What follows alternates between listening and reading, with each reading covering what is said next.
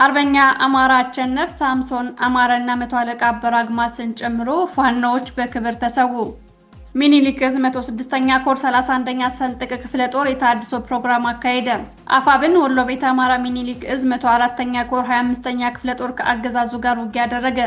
በአፋር ክልል የህወሓት ኃይሎች የከባድ መሳሪያ ጥቃት እንደፈጸሙ ተዘገበ። ሰላም ጤና ይስጥልኝ። ከፍሪ ፕሬስ ቻናል ዕለታዊ ዜናዎችን ይዘን ቀርበናል። መልካም ሞላ ነኝ። ዜናዎች ይቀጥላሉ።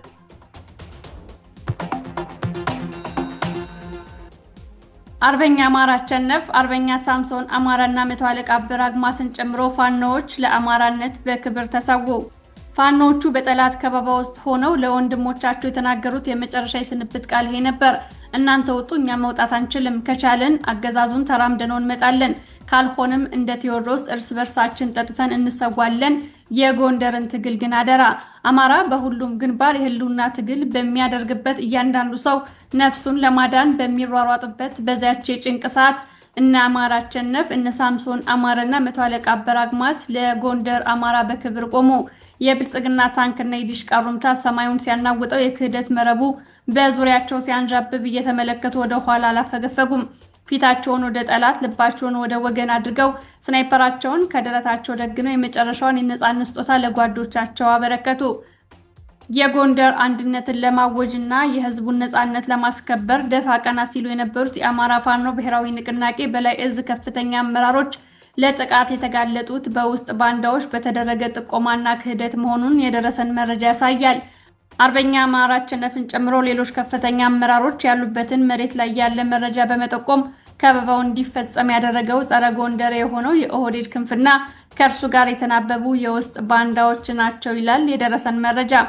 ጀግኖቹ አርበኞች ህይወታቸው ከማለፉ በፊት እናንተ ውጡ፣ እኛ መውጣት አንችልም በማለት ጓዶቻቸውን ተሰናብተው ከከበባቸው የጠላት ኃይል ጋር ፊት ለፊት ተናንቀው በመሞታቸው የጓዶቻቸውን ህይወት አትርፈው በግብር ቴዎድሮስን ሆነው አልፈዋል። ጥቃቱ የተከፈተው ከጎንደር አዘዞ በልዩ ሁኔታ በተነሳ 3 ቢጫ ኦራል ሙሉ የአገዛዙ ኃይልና በዙሪያው ከሚገኝ ወታደራዊ ሰራዊት በተውጣጣ ስምሪት መሆኑን መረጃዎች አሳይተዋል። ትናንት በቤንሻንጉልና ጉሙዝ ክልል የህዳሴ ግድብ አቅራቢያ ቡቅሮ በተባለ አካባቢ ውጊያ መደረጉ ተገለጸ። በጉሙዝ ህዝብ ዲሞክራሲያዊ ንቅናቄ በኩል በተደረገ የተኩስ ልውውጥ ከአገዛዙ ኃይል በርካታ ሰራዊቱ መሞቱን የህዝብ ግንኙነት ኃላፊው ፋኖ አጣይብ ገልጾልናል። የብልጽግና አገዛዝ የሚፈጽመውን የጦር ወንጀል አጠናክሮ ቀጥሏል። በምዕራብ ጎጃም ቡሬ ከተማ ወንድጊ ቀበሌ የ13 ዓመት ህፃን ታዳጊ ፋኖ ልጅ ነሽ በሚል በወላጆቿ መኖሪያ ቤት ፊት ለፊት ታረሽናለች።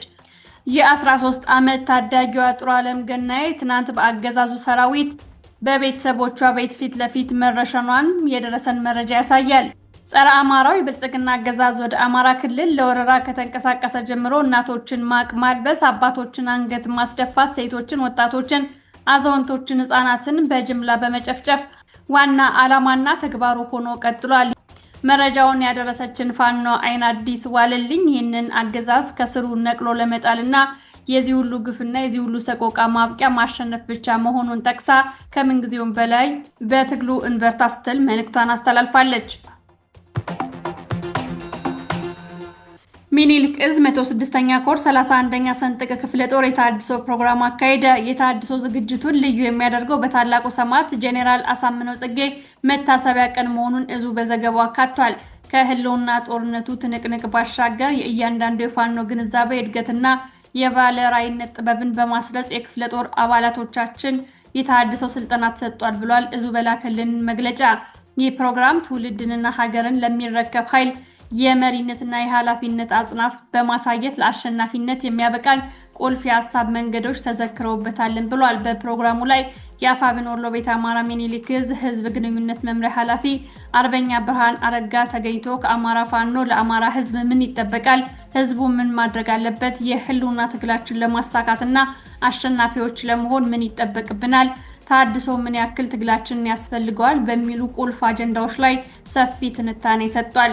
ትውልድ ተረካቢ ኃይል ከስሜት አስተሳሰብ ወደ አሰላሳይና ምክንያታዊ ትውልድ ለመቀየር የተሃድሶ ስልጠና መስጠቱ ለታጋዩ ትግልን በኢኮኖሚ እቅድ በዲፕሎማሲ መስመርና በፖለቲካ ልዕልና ለህዝባችን ሁሉ የሚጠቅም አስተዳደርን ለመመስረት የሚጠቅም ስልጠና ነው ሲል ክፍለ ጦሩ አመራር መናገራቸውን ይዞ አስታውቋል። ትግልና ታጋይን ለመጠበቅ ከዘመኑ የእድገት አድማስ እኩል የሚስፈነጠር ትውልድ በአስተሳሰብ ልህቀት ማብቃት ከጦርነት ባሻገር ለህልውና ትግሉ ወሳኝ እርምጃ መሆኑን እዙ አስታውቋል። በተመሳሳይ ዜና ሚኒሊክ ዕዝ 104ኛ ኮር 25ኛ ክፍለ ጦር በአገዛዙ ላይ ጥቃት ፈጸመ። ሰኔ 15 2018 ዓ.ም ከወረኢሉ ወረዳ በወይብላ ማርያምና በቁልቢ ቦታዎች የአገዛዙ ጥምር ጦር ከፋኖ ጋር ውጊያ አድርጓል። የ104ኛ ኮር ቃኝና የ25ኛ ክፍለ ጦር አንደኛ ሻለቃ አናብስቶች በጥምረት በፈጸሙት ጥቃት መቶ አለቃ ፋንቶ የተባለ ሻለቃ መሪን ጨምሮ ከ10 በላይ የአገዛዙ ሰራዊት አባላት ሙትና ቁስለኛ መሆናቸው ተሰምቷል። በአፋር ክልል የህወሓት ኃይሎች የከባድ መሳሪያ ጥቃት መፈጸማቸው ተዘገበ። የሞርተር ጥቃቱ የተፈጸመው በአፋር ክልል ዞን 2 በመጋሌ ወረዳ አራዱ ተብሎ በሚጠራው አካባቢ መሆኑ ተሰምቷል።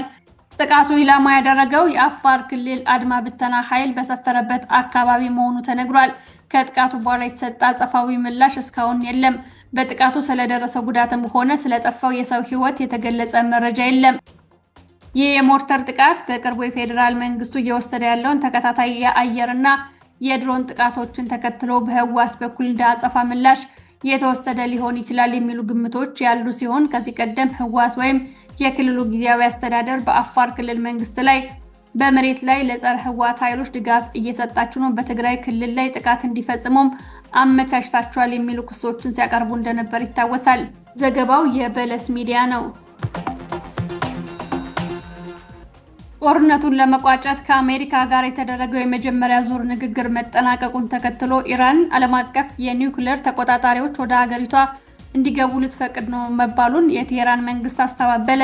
የአሜሪካ ምክትል ፕሬዚዳንት ጄዲ ቫንስ በስዊዘርላንድ ከተካሄደው ድርድር ባደረጉት ንግግር ከዓለም አቀፉ የአቶሚክ ኢነርጂ ኤጀንሲ ጋር የሚካሄዱ ውይይቶች ዛሬ ጭምር ሊጀመሩ ይችላሉ ብለው ነበር። የኢራን የውጭ ጉዳይ ሚኒስተር ግን ለሀገሪቱ የመንግስት መገናኛ ብዙሃን በሰጠው ማብራሪያ የኒውክሌር ቁጥጥርን በተመለከተ የተገባ አዲስ ቃል የለም ብለዋል።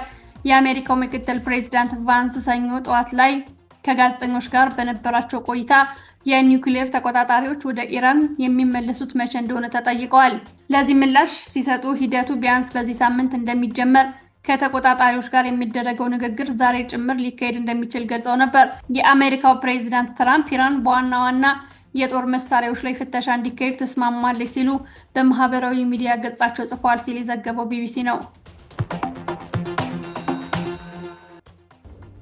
ስለተመለከታችሁን ከልብ እናመሰግናለን። ቻናላችንን ሼር፣ ላይክ እና ሰብስክራይብ ማድረግ አትርሱ። ጤና ይስጥልኝ።